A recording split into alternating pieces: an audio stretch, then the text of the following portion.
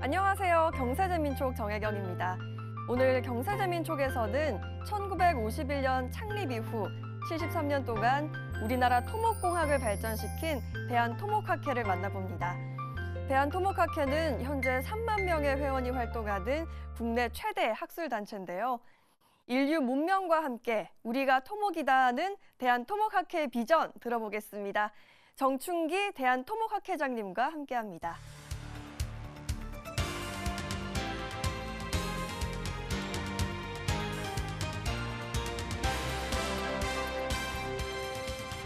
회장님 안녕하십니까? 예, 안녕하세요. 어서 오세요. 대한토목학회 올해 56대 회장으로 취임을 하셨습니다. 대한토목학회 어떤 일을 하는 곳인지 우리 시청자분들께 소개 좀 해주시죠. 먼저 대한토목학회 역사부터 말씀드리도록 하겠습니다. 네. 대한토목학회는 1951년 12월 6.25 동란시 피난지 부산에서 창립을 했습니다. 현재 창립된 지 74년이 되었고요. 네. 74년째 접어들고 있고 가입자 수가 3만 명에 이르는 우리나라 과학기술 학술단체 중에서 최대 규모를 자랑하고 있습니다. 학술단체인 만큼 토목공학의 학술과 기술에 대한 플랫폼으로서 토목 분야의 연구석과 즉 논문 등을 발표하고 토의하는 것이 기본이지만 토목의 공공적인 성격을 감안하여 토목과 건설 분야의 정책, 법 제도 개선, 그리고 교육과 현장 기술 교육 등을 담당하고 거기에 큰 관심을 갖고 활동을 하고 있습니다. 네. 특히 최근에는 국가 인프라를 다루는 분야이므로 건설 정책에 큰 관심을 갖고 학회의 역량을 모으고 있습니다. 네, 토목이 정확하게 무엇인지 모르시는 분들도 있을 것 같아요. 토목이 우리 삶과 사회에서 어떤 중요한 역할을 하는지 궁금합니다. 토목을 얘기하려고 그러면 그 역사 쪽에 관련된 얘기도 좀 해야 됩니다. 토목은 인류 문명 역사와 그 궤를 같이 합니다. 인류가 모여 살면 길을 내야 되고 그렇죠. 물을 얻어야 되고요. 그리고 자연환경으로부터 보호를 받아야 됩니다. 네. 그렇게 길을 내고 물을 얻고 보호를 받기 위해서 하는 여러 가지 그런 활동들이 바로 토목이라고 할 수가 있고요. 네. 역사 속에서 보게 되면 고대 중국의 운하 그리고 로마 시대의 도로나 수로 등 건설하는 것이 바로 토목이라고 얘기할 수가 있습니다. 토목 구조물은 다른 말로 하면 우리가 사회 인프라라고 할 수가 있고요.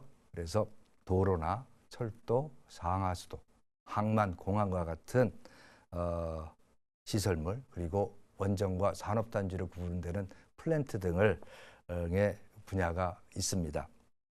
국민 여러분들은 아마도 돌아다니면서 교량이나 터널이나 댐을 보시면서 저게 토목이지라고 생각을 하실 텐데요.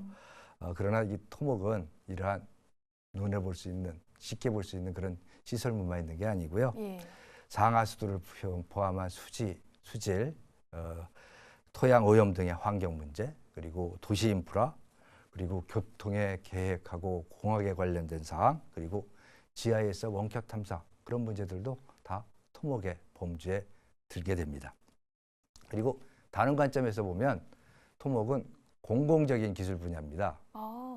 조금 전에 말씀드린 도로나 항만이나 공항이나 철도나 이걸 보게 되면 개인이 소유하는 거 아니죠? 그렇죠. 공공재라고 할 수 있겠죠. 공공재죠. 그래서 토목이 관여하는 것은 그런 공공적인 시설물을 건설하는 거기 때문에 토목인들은 그런 공공시설을 한다는 책임감이나 그리고 그 자부심과 사명감이 엄청나겠어요. 건축은 좀 개인적인 사유재산을 다루고 그리고 건축은 좀 더 문화적인 분야를 다룬다고 하면 그거하고는 토목은 조금 차별화된다라고 할 수가 있습니다. 그리고 많은 대학교에서도 토목학과가 있었잖아요. 그런데 요즘은 이 전공인 토목학과의 이름을 바꾸고 있다고 하는데 왜 그런 건가요? 토목 그러면 어떻게 느끼세요?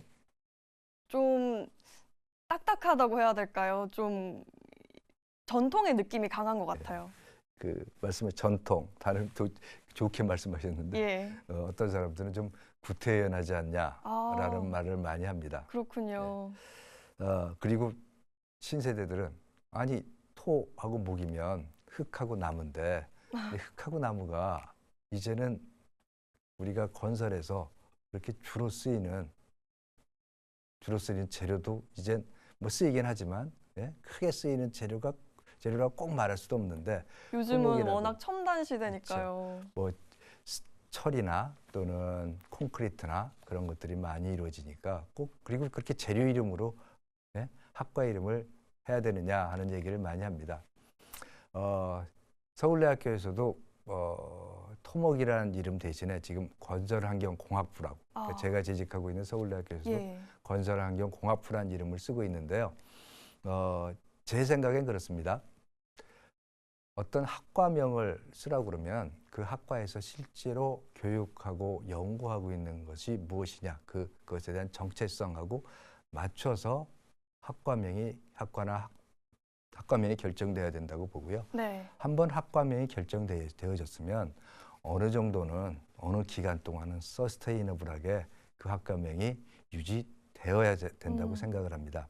순간적으로 이름이 이게 좋지 않냐라고 해서 뭐 영문명이 들어간 요새 최신의 용어를 사용한 그 명칭을 사용했다가 근데 네. 실제로 그 학과에서 그런 거에 대한 교과 과정이나 그런 것은 없다면, 예. 별로 없다면 예. 그것은 학생들에 대해서 어떻게 되면 그렇죠. 잘못된 오도된 정보를 주는 거 아니에요. 그래서 정체성을 유지하는 차원에서 학과명을 그리고 서스테이너블하게 사용할 수 있다는 의미에서 학과명을 선정하는 것이 좋다고 생각이 들고요. 그런 의미에서 좀 더 심층적으로 생각을 해야 된다고 생각합니다. 우리가 이 토목이랑 명칭에 대해서 얘기를 하고 있는데 이 상황이 얼마나 좀 심각하냐면요. 이제는 토목이라는 이름을 쓰는 곳이 대한토목학회만 남았을 정도라고 하더라고요. 이런 문제에 대해서는 어떻게 생각을 하시나요? 그러니까 토목이라는 명칭을 그렇게 쓰고 대학들이 이렇게 바꾸는 것은 가장 큰 게 이제 신입생, 네. 학생을 모집하는데 어려움이 있어서 그런 경우가 많다고 들었습니다. 근데 사실 산업인재 수급의 어려움은 꼭 명칭 때문은 아니라고 생각을 해요. 사실 토목 전공자들의 취업 시장은 부족하지 않습니다. 그렇습니까? 그러니까 토목에서는 우선 건설회사도 있고 설계회사도 있고요. 그리고 관이 있는데 그것은 중앙정부만 있는 게 아니라 지방에 있는 작은 군, 시에도 전부 다 토목직들이 전부 다 있어서 그 취업 시장이 열려 있고요. 그리고 잘 아시는 것처럼 여러 가지 정부 투자 기관들이 있죠. 도로공사나 철도공사나 이런 공공기관에서도 토목직을 굉장히 많이 뽑고 있습니다. 다만 토목이 일하는 환경이 다시 말해서 요새 젊은 세대들이 MZ 세대들이 원하는 워라밸하고 이게 잘 맞지가 않으니까 취업 시장이 열려 있어도 거기를 잘 가지 않는 그런 문제가 오히려 더 심각하다고 생각이 듭니다. 그러니까 토목이라는 이름도 분명히 영향이 있겠지만 사람들이 토목과를 안 오는 것은 토목이 일하는 그 환경에 대해서 뭐 쉽게 얘기하면 토목에 취업을 하게 되면 건설회사에 있게 되면 본사에 근무하는 것보다 지방 현장에 가서 근무하는 경우가 많고 본인이 원하지 않는데 해외 현장에 가는 경우도 있고 해외 현장도 좋은 것도 있지만 경우에 따라서는 척박한 것도 있겠죠. 오지 같은 데 가서 근무하는 경우도 있으니까 그런 거에 대해서 내가 꼭 그렇게 힘든 데서 해야 되냐 하는 요새 젊은 세대들의 사고가 굉장히 많이 반영돼서 그렇게 되지 않나 하는 생각이 들고요. 그래서 토목학회에서도 이렇게 젊은 세대들이 지원하지 않는 그런 상황을 이해를 해서 어떻게 하면 좋을까라는 고민을 많이 했는데요. 제일 첫 번째는 현 상황을 인정하는 것이 첫 순서가 아닌가 그렇게 생각이 듭니다. 그럼 현 상황을 인정하려면 현 상황이 어떤 상황인지 구체적으로 알아야 되지 않냐 하는 생각이 들어서 우리 토목학회에서는 올 1년 동안 각 대학들의 현재의 상황을 조금 확인하려고 하고 있습니다.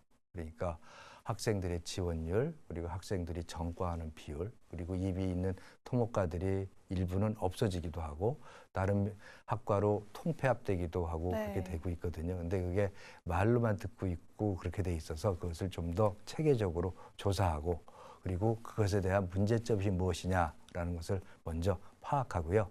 그리고 조만간 그러면 어떻게 하는 것이 토목을 하는 사람들 입장에서 그리고 나라를 위해서 그리고 전체 산업을 위해서 바람직할 것이냐라는 것을 고민해서 그 대안을 내놓으려고 계획 중입니다. 네, 그렇군요.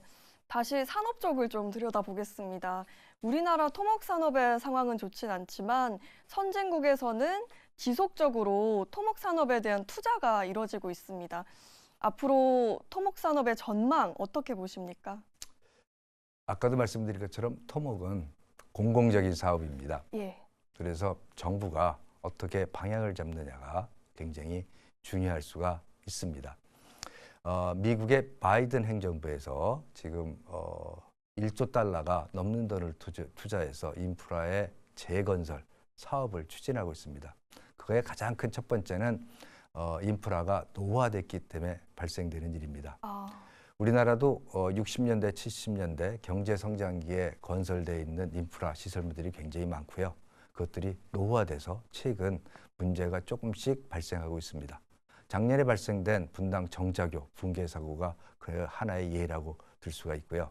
그래서 노후화된 인프라를 개선하기 위해서는 좀 더 종합적인 치밀한 조사를 통해서 그 계획을 수립하는 게 필요하고요. 두 번째는 우리가 기후위기 그렇게 얘기를 합니다. 기후위기가 발생하게 되면 제일 첫 번째 우리가 생각할 수 있는 게 자연재해를 생각할 수가 있을 거예요. 네.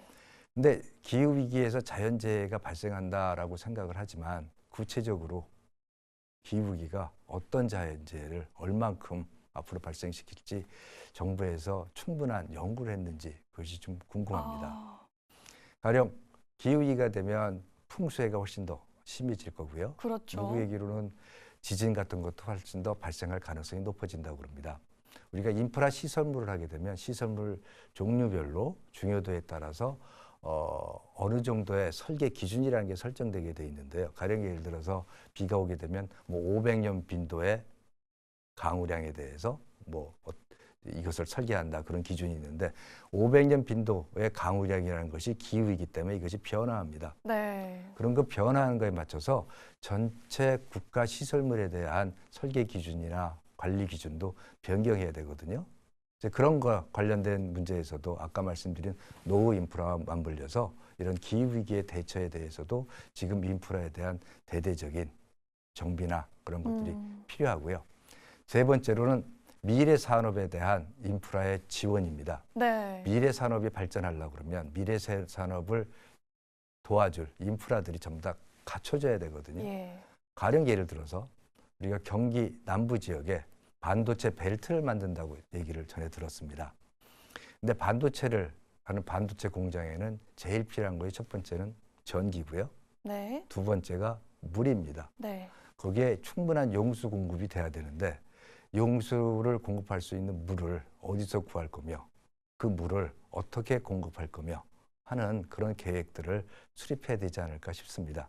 그러니까 꼭 반도체뿐만 아니라 미래의 우리나라의 먹거리 산업이 무엇이 될 거냐라는 걸 생각하고 그런 먹거리 산업에 필요한 인프라가 무엇이냐, 그럼 인프라를 우리가 충분히 갖춰야 되지 않겠냐 하는 그런 것을 종합적으로 검토해야 된다고 생각합니다. 다시 말씀드리면 노후 인프라, 네. 그리고 기후위기, 그리고 미래 산업 예. 관련해서 종합적으로 국토의 인프라를 어떻게 할지 그거에 대한 정책을 새로 세우고 그거에 대한 계획을 세우고 그것을 추진하는 것이 필요하다고 생각합니다. 네. 미국 같은 경우에는요, 그 아까 말씀드린 바이든 행정부에서 그 국토에 대한 재정비 사업을 할 때 미국 토목학회가 굉장히 중요한 역할을 했다고 전해 들었습니다. 어떤 역할을 했나요? 그러니까 전체적으로 어떤 시설물이 얼만큼 예. 낙후됐고 뭐한 것에 대한 실무적인 일을 상당 부분 맡았다고 전해 들었거든요. 그래서 예. 어떻게 해야 된다는 어떤 안을 하는 것을 몇 년 동안에 걸쳐서 그 미국 토목학회에 의뢰해서 조사했다는 얘기를 전해 들었습니다. 왜냐하면 미국에서 토목의 전문가 집단은 속해 있는 것이 토목학회니까요. 그래서 마찬가지로 우리나라에서도 만약 우리 대한토목학회에 그런 일을 의뢰하신다면 민간 자문기관으로서 우리 토목학회가 적극적으로 나설 용의가 있습니다. 네, 그렇군요. 좀 전에 미래 산업에 대해서 말씀을 하셨는데 이 토목의 위상을 회복하기 위해서 우리가 융복합 혁신이 필요하다고 말을 합니다. 미래에는 토목 산업이 어떻게 혁신을 해야 될까요? 뭐 최근에 건설 분야에서 제일 먼저 생각할 수 있는 것은 디지털 정보화입니다. 네. 그래서 최근에 스마트 건설 그리고 뭐 BIM이라는 또는 디지털 트윈이라는 그 스마트 건설하고 관련된 그러한 거에 대한 기술들이 많이 개발돼 있고요. 그리고 빅데이터를 활용한 AI 기술이 설계 분야에도 접목이 될 것으로 예상이 됩니다. 그래서 향후에는 아마 건설 현장도 무인 건설 현장이 되지 않을까 하는 생각도 들고요.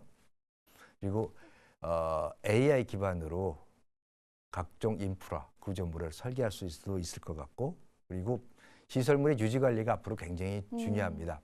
자산 관리 측면에서도 유지 관리를 하게 되면 구조물에 대한 시설물에 대한 수명이 장수명화를 할 수가 있기 때문에 국가 재원 차원에서도 굉장히 보탬이 되는데 이런 것들도 자동적으로 계측하고 제어하고 그리고 시스템에 대한 복구에 대한 것도 AI를 통해서 제시함으로써 그런 유지 관리에도 굉장히 크게 활용될 수 있고요. 최근에는 바이오 기술도 건설 재료 시장에 많이 활용된다고 얘기를 전해 들었습니다. 바이오 산업이 어떻게 건설 시장에 접목이 되나요? 저도 자세히 모르는데 가령 콘크리트의 균열 같은 게 났을 때 그런 자동 치유 그러는데 바이오 같은 기술이 활용된다고 전해 들었습니다. 그리고 이 토목 산업이 계속해서 발전을 하려면 정부의 지원과 투자도 빠질 수가 없잖아요. 예. 이런 투자나 지원 분야에 있어서 혹시 바라시는 점이 있을까요? 앞서 말씀드린 바도 있지만 사회 인프라를 국가 차원에서 장기적인 안목에서 종합적으로 검토할 수 있는 방안을 수립하고 네. 정부에서 실행하였으면 합니다. 예.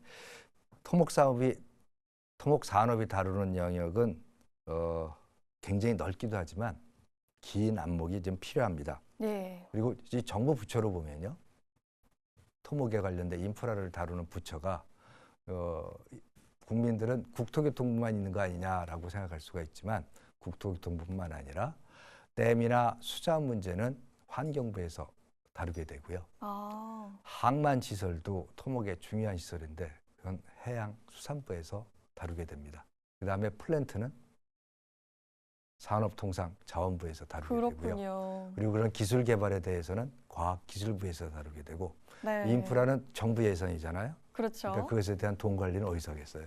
기재부에서 하겠습니다. 네. 그래서 인프라 문제를 총괄적으로 하게 되려면 이런 다부처의 역할을 컨트롤할 수 있는 컨트롤 타워가 필요합니다. 네. 그래서 이 토목인들이 요새 원하는 것이 무엇이냐 하면 이런 그 국가 인프라를 컨트롤할 수 있는 국가인프라위원회를 가급적 대통령실 산하에 두고서 이것을 민간과 국가 정부기관에 있는 분들이 같이 모여서 계획하고 실행할 수 있도록 그렇게 자문할 수 있도록 하는 것이 필요하지 않을까 싶어서 그 위원회 설립을 지금 토목인들은 가장 크게 원하고 있습니다. 네, 그리고 지난해 학회에서 고속국도 제1호 경부선과 소양강 다목적 댐을 대한민국 토목 문화유산으로 지정을 하셨다고 하더라고요. 두 시설 다 기술적으로나 뭐 역사적으로 가치가 큰 것 같은데요. 토목이 우리나라 산업 발전에 기여한 상황을 대외적으로 알리면서 토목의 위상을 올리고 그리고 토목인의 자부심을 고양하기 위해서 작년부터 토목 문화유산을 지정하는 사업을 시작했습니다. 50년 이상이 된 구조물에 대해서 추천을 받고요. 그리고 학회에서 심사하는 작업을 거쳐서 작년에 조금 전에 말씀하신 고속도로 제1호 경부선과 소양강 다목적 댐을 선정했고요. 올해도 사업을 지금 추진 중에 있고요. 올해는 인천 간문 그리고 서울시 지하철 1호선을 심의를 통해서 선정했습니다. 그리고 3월 29일 날 토목의 날이라는 것이 열리게 됩니다. 그래서 네. 이날에 이 토목문화유산 동판 증전식이 예정되어 있습니다. 그리고 이 밖에도요, 올해는 또 신규로 또 다른 사업을 진행하고 있습니다. 토목기술 선구자를 발굴하고 그 공적을 기리고 토목기술인들의 귀감을 삼과 동시에 국민들에게 토목기술인의 공헌을 알리는 토목기술인 인물사 사업을 기획하여 실시하고자 합니다. 안타깝게도 토목 분야는 우리나라 산업 발전에 대한 기여도가 굉장히 큰데도 불구하고 사회적으로 인정을 받지 못하고 있습니다. 특히 우리나라 사회와 국민들에게 막연하게 잠재되어 있는 토목에 대한 부정적인 인식을 이러한 우리나라 건설 산업사의 명백한 사실에 근거한 유산과 인물사를 통해서 개선하고자 이런 사업을 추진하게 됐습니다. 네, 다양한 사업을 추진하고 계신데요. 토목이 우리가 오늘 얘기를 한 것처럼 공공재적인 성격이 강하잖아요. 근데 더 많은 국민들에게 다가가려면 어떻게 해야 될까요? 참 어렵습니다. 예. 그래서 그것에 대한 고민도 참 많이 하고 있는데요. 그래서 조금 전에 얘기한 그런 사업도 토목문화유산 지정사업 그리고 토목기술인에 대한 을 선정해서 알리는 사업도 당연히 진행할 거고요. 덧붙여서 토목인들이 공공적인 일을 하는데도 불구하고 충분히 인식하지 못하고 있기 때문에 학회 차원에서 그 토목 나눔위원회라는 것을 올해 설립을 했습니다. 토목인이 할 수 있는 재능 기부가 무엇인지 그것을 지금 발굴해서 올해부터 시행하려고 계획하고 있습니다. 네, 그렇군요. 오늘 토목 분야에 대해서 많은 말씀을 해주셨는데요. 마지막으로 목표가 있다면 말씀해 주시고 또 다짐의 말씀도 부탁드립니다. 토목은 국민의 삶과 가장 가까운 곳에 있습니다. 토목인들이 하는 일은 공공과 사회를 위한 것입니다. 그리고 국가 산업의 바탕입니다. 급변하는 미래 산업의 생태계 시장과 토목과 건설 분야가 융복화 기술과 함께 안착할 수 있도록 토목학회 그리고 토목인이 보다 적극적으로 노력을 기울이겠습니다. 또한 인프라 산업의 브레인풀로서 정부의 인프라 정책 수립과 실행에 기여할 수 있도록 그리고 필요한 제도가 수립될 수 있도록 열심히 뛰겠습니다. 토목과 인프라 산업이 계획을 잘 수립하여 진행되고 있으면 국가 산업이 제대로 돌아가는 것이고 국민들은 이를 크게 체감하지 못합니다. 다만 문제가 발생하면 이는 사회적으로 큰 이슈가 되고 국가 산업에도 큰 영향을 미치게 됩니다. 쉽게 말씀드리면 잘하면 본전이고 잘못되면 지탄의 대상이 된다는 얘기입니다. 그래서 그렇지만 국민들의 생활과 국가 산업이 원활하도록 토목인들이 책임감과 도덕성을 갖고 열심히 할 수 있도록 학회가 필요한 역할을 하겠습니다. 국민 여러분들도 도로나 철도, 댐과 교량 등을 보시게 되면 이를 만든 토목인들을 잠시나마 생각해 주시면 고맙겠습니다. 네, 지금까지 정춘기 대한토목학회장님과 함께 말씀 나눴습니다. 토목은 우리 사회생활에서 근간이 되는 기반 시설에 빼놓을 수 없는 존재인데요. 이제는 시대 변화에 발맞춰서 토목이 융복합 산업으로 지속적으로 발전하길 바라겠습니다. 오늘 나와주셔서 고맙습니다. 네, 고맙습니다.